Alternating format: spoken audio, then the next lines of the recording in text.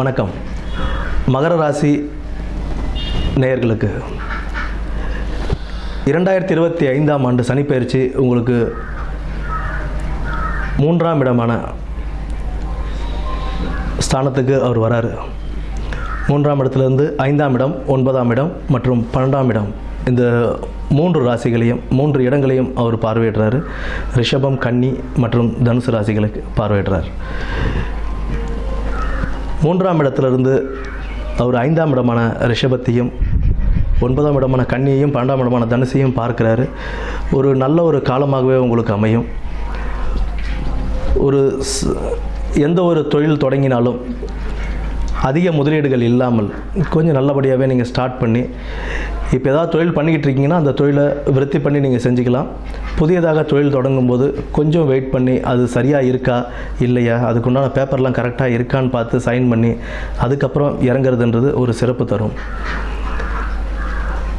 12ஆம் இடத்தை சனி பகவான் பார்க்குற ஒரு காரணத்தினால வெளியூர் வெளிநாடு பயணங்கள் செல்வதற்கு முயற்சி பண்ணவங்களுக்கெல்லாம் இப்போ அது ஒரு அனுகூலமாகவே உங்களுக்கு அமையும்.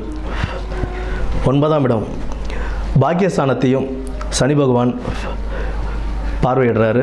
அதனால் வெளிநாடு வெளியூர் பயணங்கள் செல்லும்போது விசா ப்ராசஸ்ஸு இது எல்லாமே நல்லபடியாக பார்த்துக்கிட்டு நல்ல கம்பெனியாக இல்லை நல்ல ஒரு ஏஜென்சி த்ரூவாக தான் நம்ம போகிறோமா அப்படின்றத நம்ம தெளிவுபடுத்திக்கிட்டு நம்ம அங்கே போகும்போது அதற்குண்டான பாக்கியத்தையும் அவர் கொடுப்பார்.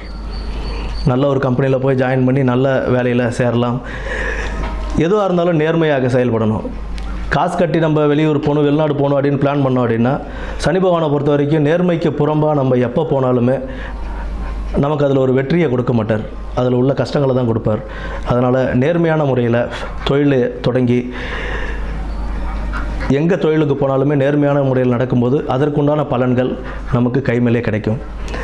அண்டு 6ஆம் இடத்தில் குரு பயிற்சி வந்து 6ஆம் இடத்துக்கு வரும்போது உங்களுக்கு லோன் எதாவது அப்ளை பண்ணுறீங்க போகிறீங்க வரீங்க அப்படின்னா அதெல்லாம் கிடைக்கிறதுக்கான வாய்ப்புகள் இருக்குது. அதனால் பிற்பாதியில் உங்களுக்கு சனி பயிற்சி ஆரம்பித்து பிற்பாதியில் அதாவது ஜூன் மாதத்துக்கு அப்புறம் நீங்கள் மே மாதத்துக்கு அப்புறம் ஜூன் மாதத்துலாம் நீங்கள் லோனுக்கு எதாவது அப்ளை பண்ணி வீடு கட்டுறது இல்லை வேறு ஏதாவது செய்கிறது, வீடு கட்டுறது இல்லை வியாபாரத்தை விருத்தி செய்கிறது, இதுக்கெல்லாம் நீங்கள் லோன் அப்ளை பண்ணி செய்யலாம். கூட்டு தொழிலில் கவனம் தேவை. மற்றபடி ஒரு யோகமான சனி பயிற்சியாகவே உங்களுக்கு அமையும். நன்றி.